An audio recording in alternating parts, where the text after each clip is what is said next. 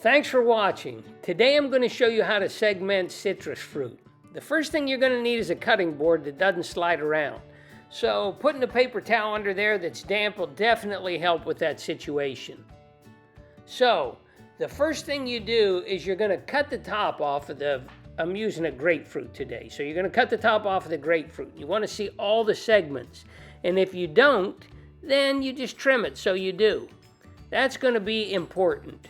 And cutting the bottom off so you can see all the segments is just as important. On the bottom of this one, you'll see a big white circle in the middle. That should be no problem. If it gives you a headache later, you can cut it off.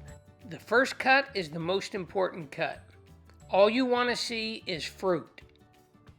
See how you don't see the fruit there? You want to trim that off.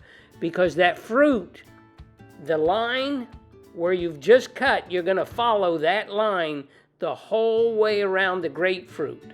You just do a little bit at a time, and then you get just the fruit showing. See that? And what you're looking for is the fruit and real thin lines of membrane. If you don't get it trimmed all the way to the bottom with your knife, it's no problem. Just go and trim it off. To get the first segment out, it's a little bit different process than getting the rest of the segments out. To get the first segment out, you have to cut on each side of it and then you pop it out. And if there are seeds, cutting this grapefruit, there are seeds in it, so you take the seeds out. For the second segment and the rest of them, you're only going to cut down one side of the segment and then turn your knife, and the segment should just flip out. So you do this the whole way around. If there are no seeds in it, you'll see here that this one comes out just beautiful. Look at this one. Wonderful. So now you know how it's done, you can do it.